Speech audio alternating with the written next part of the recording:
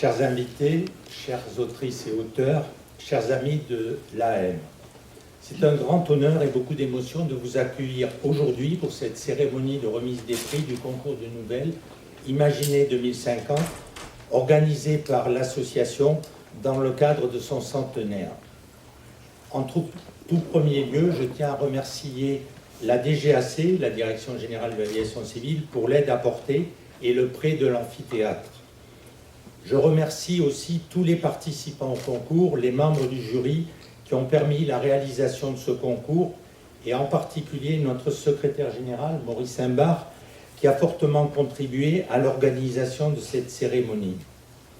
Alors que nous célébrons le centenaire de notre association, nous nous retrouvons pour fêter non seulement le talent littéraire des participants au concours, mais aussi pour nous rappeler les valeurs fondamentales qui ont donné naissance à notre association en 1923. Il y a un siècle, au sortir de la guerre, des personnes de toutes origines engagées dans les services météorologiques de l'armée ont décidé de se retrouver et de s'unir autour de l'idée que l'entraide, la solidarité et le partage des connaissances étaient essentiels pour un avenir meilleur. Aujourd'hui, nous perpétuons ces valeurs qui ont guidé nos prédécesseurs en œuvrant à l'action sociale auprès de nos membres, en prenant des initiatives pour la jeunesse et en travaillant sans relâche pour préserver la mémoire météorologique. Même si l'action sociale et l'entraide restent au cœur de nos missions, l'une des pierres angulaires de notre association est notre engagement envers les générations futures.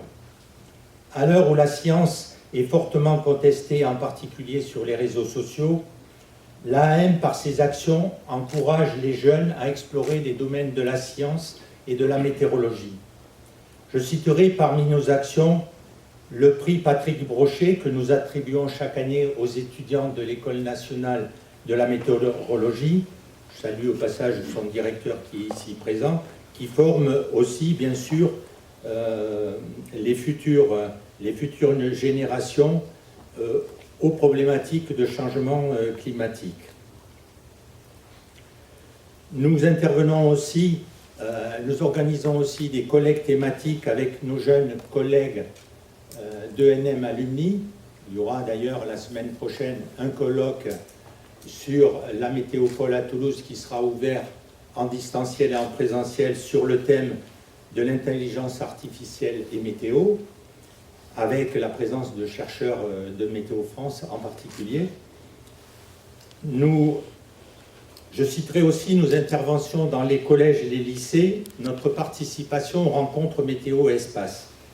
En cette période de changement climatique, il est essentiel que les jeunes générations soient motivées et surtout bien informées. La météorologie est une science qui nous fascine depuis toujours. Elle est aussi source d'inspiration pour les peintres, pour les écrivains qui peuvent imaginer des scénarios où le climat joue un rôle majeur pour créer des atmosphères. Nos collègues prévisionnistes font aussi de temps à autre preuve de poésie en rédigeant les bulletins météo. C'est pourquoi, à l'occasion du centenaire de... C'est un peu dur à dire, à l'époque de la création en 1923, il y avait 3 dans l'acronyme de l'association. Donc il y avait le mot amical qui a sauté à la refondation en 1947. D'ailleurs, je le regrette parce que c'est aussi des axes essentiels, probablement parce que c'était difficile à dire. Nous avons donc décidé, pour ce concours, d'associer littérature et sciences en organisant un concours de nouvelles sur le thème Imaginez 2050, avec pour marraine la scientifique Valérie Masson-Delmotte. Ce concours revêt une signification toute particulière car il se déroule à une époque où le changement climatique représente un enjeu majeur pour notre planète. Il était donc un défi stimulant et ambitieux qui invitait à se projeter dans l'avenir, à anticiper les évolutions possibles de la société, de la science, de la technologie, de l'environnement, mais aussi à exprimer ses espoirs, ses craintes, ses rêves. Ce concours nous rappelle aussi que l'imaginaire peut être une source puissante d'inspiration pour le changement. Olivier Fournoux y reviendra tout à l'heure. Comme nous l'a rappelé Valérie Masson-Delmotte dans la préface du recueil, Hubert Reeves, astrophysicien et grand vulgarisateur, décédé très récemment, avait déclaré « La vision scientifique et la vision poétique, loin de s'exclure, se rejoignent pour nous faire percevoir le monde dans sa véritable richesse. » Je tiens à féliciter les 49 participants à ce concours qui ont fait preuve d'imagination, de créativité et de talent pour nous proposer leur vision du monde en 2050.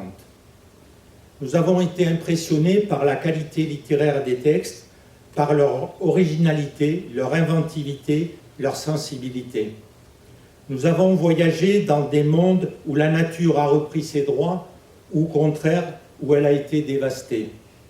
Nous avons été touchés par les émotions, les dilemmes des personnages qui peuplent ces histoires.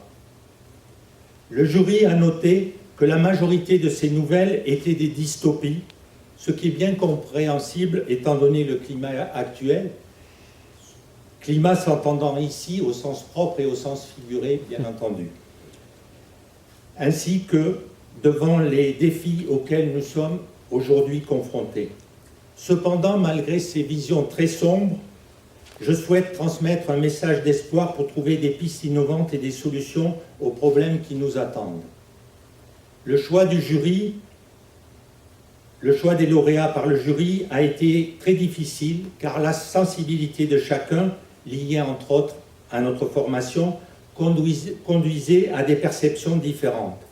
Le jury a donc délibéré longuement et je dois vous assurer que ça a amené des discussions fort intéressantes pour désigner 7 nouvelles primées en instaurant un grand prix et 5 prix thématiques, afin de pouvoir récompenser un maximum d'autrices et d'auteurs. Donc nous avons instauré des prix thématiques. 2 nouvelles écrites par des adolescentes ont été primées et, fait remarquable, elles avaient aussi toute leur place dans le classement adulte. Enfin, l'association, en accord avec le jury, a décidé d'éditer un recueil des 13 meilleures nouvelles. Je voudrais donc une dernière fois remercier les membres du jury, les participants au concours, sans oublier le comité de rédaction avec son rédacteur en chef Pierre Chaillot, le comité de rédaction de notre revue, en espérant que vos écrits et que nos actions puissent inspirer le monde pour un avenir meilleur face aux nombreux défis qui se dressent devant nous. Je terminerai pour conclure en paraphrasant un proverbe sanskrit. Hier n'est qu'un rêve et demain une vision d'espoir. Prends donc bien soin d'aujourd'hui. Je vous remercie.